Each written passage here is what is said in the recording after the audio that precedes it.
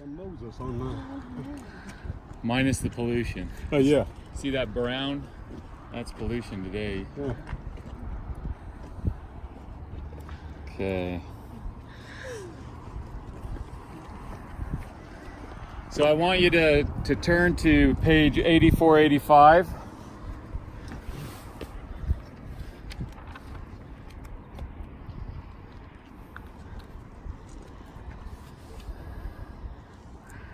You can see barely the Mount of Olives. I don't even know how to explain it to you, but you can see it in your picture, Jerusalem. It's being pointed to, and then there's a building that's relatively tall on this first ridge over to us, and it's behind that and a little bit to the right, all the way up to as far as you can see. Do you see what I'm talking about? More Right or where less. this ridge starts coming down there? No, you're too far over. Look where I'm pointing. Oh, over here. Yeah. Oh, okay. Like this. So you see that cleared out area over there where it's just all brown? Yeah. And then there's a building up to the right. Go from the top of the building up as far as you can see, and then a little bit to the right where it's dark green. Okay. That's the Mount of Olives. Mm. Okay, so that's the Mount of Olives. And then if you go straight this way over these other two buildings, then you're going back to Bethlehem on the other side of this hill that's in front of us. Okay, so Jerusalem, Bethlehem, 6 miles away from each other. So that gives you context. Now, you can barely make out the ridge top from the mountains that are in Jordan, the plateau actually that's in Jordan. You see that? Yeah. So if you extend that, if we could see, you would see it way over there too, where Jericho is and everything. So remember, we've been going over, here, hold on, let me find it. Remember, we've been going over the star prophecy, right? From Numbers 24. Right. So Balaam is standing up on those mountains on a peak that is a little bit north of the Dead Sea. Just the next peak over from Mount Nebo, where we were looking when we came down, but it was kind of cloudy that day and we couldn't see it either. We'll be down there again in a few days, maybe we'll see it then. So he's standing on that peak over there and he's looking down into the Jordan Valley, which is right down there. That's a Dead Sea down there. And up there, he's looking down into the Jordan Valley where the Israelites are camped. 2.5 million people, somewhere in that neighborhood, and he's looking down at 2.5 million people. He says, I see him, but not now. I behold him, but not near. Somewhere in the future, a star has come from Jacob. A scepter, a star will come from Jacob, a scepter will rise from Israel. In other words, translation, the most important thing about these people that are camped down in the Jordan Valley about to cross over into the Promised Land is that from them, in the future, not now, but in the future, will come the divine king. Amen. Not Bar Kokhba revolt, but the divine king. Okay, so let's read Matthew 2, page 94. If you turn to page 94, you'll see we're standing up on top of the Herodium there in the panoramic, and then it shows where Bethlehem is. Again, right there. Okay, so then I'm going to read on page 94, Matthew 2. It says this: after Jesus was born in Bethlehem in Judea.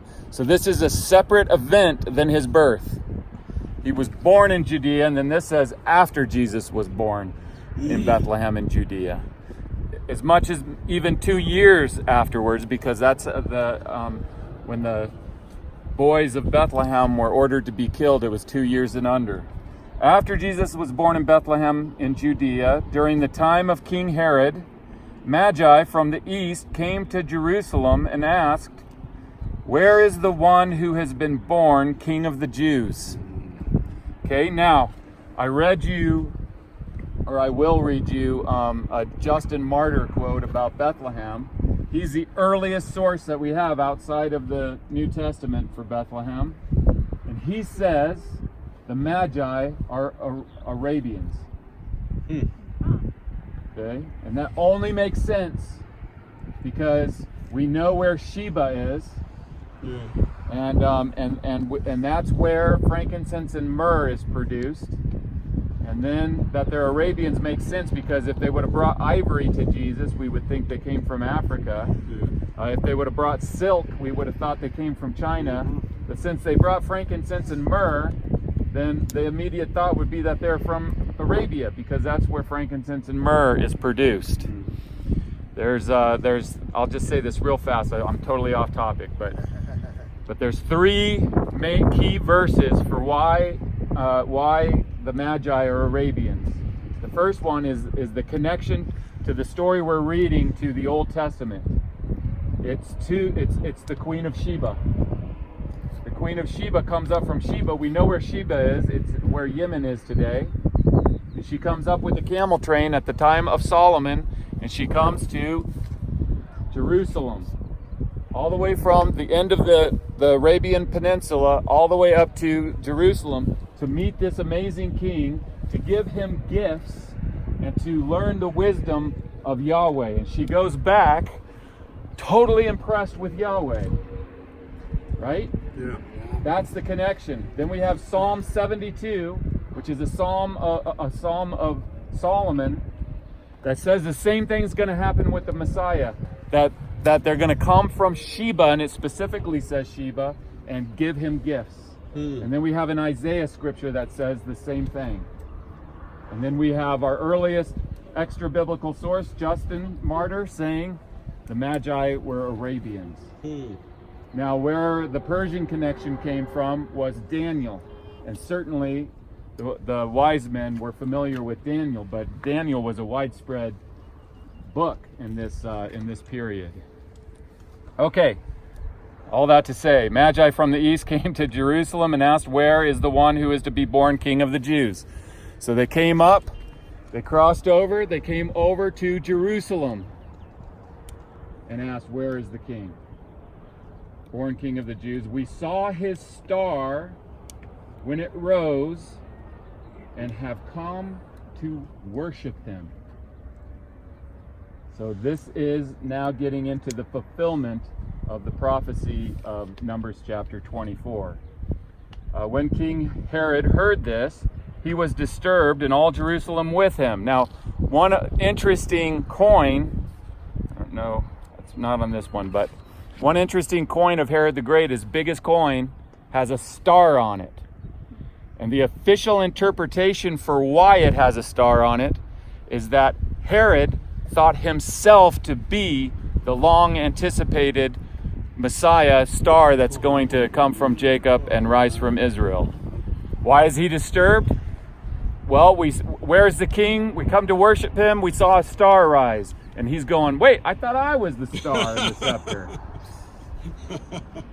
When he had called together all the people's chief priests and teachers of the law, he asked them where the Messiah was to be born. "In Bethlehem in Judea," they replied, "for this is what the prophet has written," talking of course of Micah. "But you, Bethlehem, in the land of Judah, are by no means least among the rulers of Judah, for out of you will come a ruler who will shepherd my people Israel." Then if you look at the continuation in Matthew 2:9 on 95, they say, "After they," that is the Magi, "had heard the king, they went on their way, and the star they had seen when it rose went ahead of them until it stopped over the place where the child was." Okay, so they're over here at Jerusalem. They look up in the scroll where the Messiah is to be born, and it says Bethlehem, and so now they follow the star all the way over to this position over here, When they saw the star, they were overjoyed. On coming to the house, they saw the child with his mother, Mary, and they bowed down and they worshipped him. That is the fulfillment of Numbers chapter 24. Wow. Now, in the Dead Sea Scrolls, they call Numbers 24 the star prophecy because it shows up multiple times. Okay, so again, we have the prophecy of Balaam, son of Beor, preserved in the Dead Sea Scrolls 125 to 150 years before that is fulfilled right over there. Wow. Where the star is born. How long after do you think his wife and We don't know. Could be anywhere in that window of up to 2 years. they could have stayed in Bethlehem? Yeah, and then of course Herod orders the babies to be killed in Bethlehem to try to kill the They star. went back another way.